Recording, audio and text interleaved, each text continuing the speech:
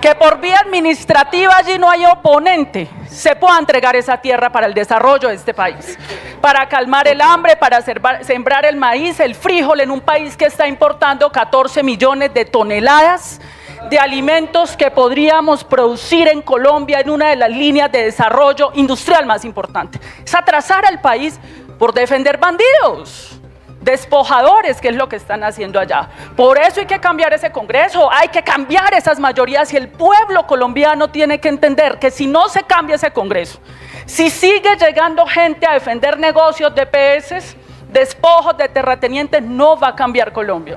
En un debate cargado de tensión, Carolina Corcho respondió con cifras, informes oficiales y referencias institucionales a los cuestionamientos sobre la UPC y la reforma a la salud.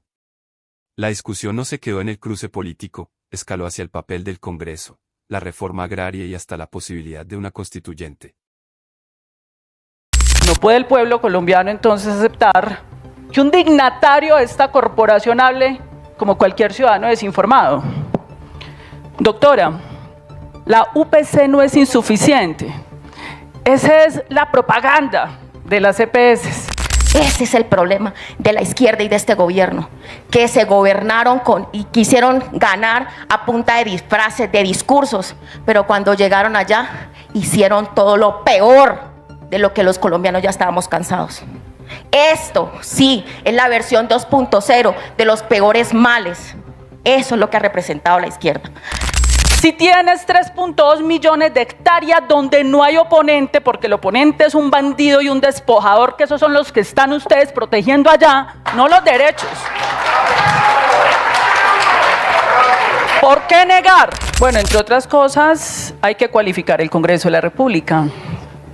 Que un ciudadano del común repita propaganda respecto a una política pública es aceptable, pero un congresista de la República que representa la corporación parlamentaria, donde ganan más de 50 millones de pesos, tienen UTLs, tienen la posibilidad de enviar derechos de petición para que les respondan y les den información fidedigna, clara.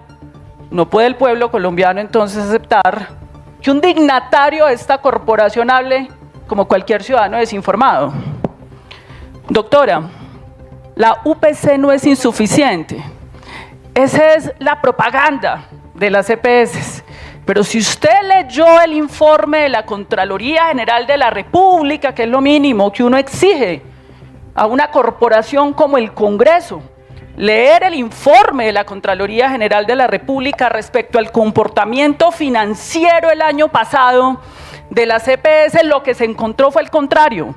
Fue más la plata que se le entregó las EPS que lo que las propias EPS reportaron que habían gastado. Informe de la Contraloría General de la República. 2.8 billones de pesos de más. Corte Constitucional hizo un requerimiento al Gobierno Nacional para instaurar mesas técnicas para poder establecer la realidad del dicho propagandístico, que lo podemos aceptar en la calle, pero no en una institución que uno espera que sea seria, de que había insuficiencia en la UPC.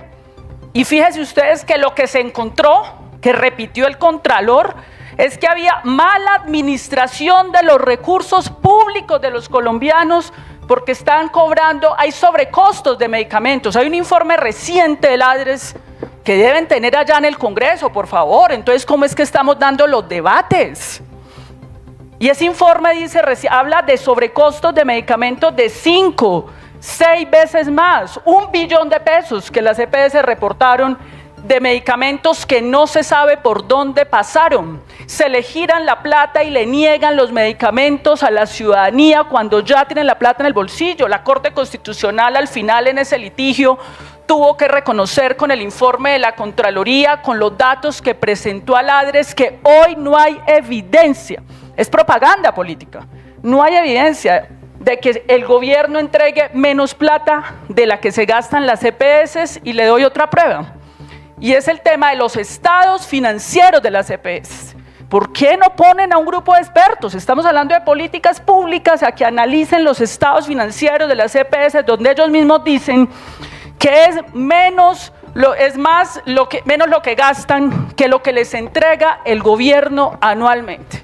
Tenemos que cualificar esta corporación congresional, porque si no va a ser una corporación dedicada a desinformar, dedicada al transaccionismo politiquero, que es a lo que se ha dedicado allá, que antes lo habían legalizado bajo la figura de los cupos indicativos y que ahora es la transacción del voto. Y por supuesto que celebro que se hayan ido presos quienes tienen que estar presos si incurrieron en el delito del cohecho, porque nosotros eso no lo tapamos. Como también solicitamos que se tienen que ir presos quienes hayan sido financiados por las EPS para oponerse a la reforma a la salud. La verdad se va a saber. La verdad se va a saber. Como también es muy positivo que se hayan ido presos los 60 congresistas por parapolítica, que estaban haciendo negocios con el narcotráfico, que estaban haciendo negocios con los terratenientes para negar la reforma agraria y el artículo 9 que hoy siguen negando. Fíjese usted, dice usted que niegan el artículo 9 de la Ley de Jurisdicción Agraria para proteger los derechos. Por favor, es que la entrega administrativa por vía administrativa de tierras es un mecanismo que ya existió en Colombia desde el año 2017, que es lo que se llama compra forzosa de tierras por parte del Estado, o cómo se han construido las grandes ciudades, señores. Es que estamos en la misma discusión de Alfonso López Pumarejo y de Luis Carlos Galán. La función social y ecológica de la tierra. Si tienes 3.2 millones de hectáreas donde no hay oponente, porque el oponente es un bandido y un despojador, que esos son los que están ustedes protegiendo allá, no los derechos. ¿Por qué negar que por vía administrativa allí no hay oponente se pueda entregar esa tierra para el desarrollo de este país? Para calmar el hambre, para sembrar el maíz, el frijol en un país que está importando 14 millones de toneladas de alimentos que podríamos producir en Colombia en una de las líneas de desarrollo industrial más importantes. Es atrasar al país por defender bandidos, despojadores, que es lo que están haciendo allá. Por eso hay que cambiar ese Congreso, hay que cambiar esas mayorías, y el pueblo colombiano tiene que entender que si no se cambia ese Congreso, si sigue llegando gente a defender negocios de EPS, despojos de terratenientes, no va a cambiar Colombia. La intervención de Carolina Corcho dejó un mensaje claro: el debate público no puede sostenerse sobre consignas sino sobre datos verificables. Al citar informes de la Contraloría, decisiones de la Corte Constitucional y reportes sobre sobrecostos en medicamentos, intentó desmontar la narrativa de que el gobierno estuviera desfinanciando el sistema de salud. Su argumento central fue que el problema no radica en insuficiencia de recursos sino en la administración de esos recursos. Según su postura, antes de hablar de crisis financiera hay que examinar cómo se ejecuta el dinero público y quién se beneficia de esa ejecución. El choque fue más allá del tema sanitario.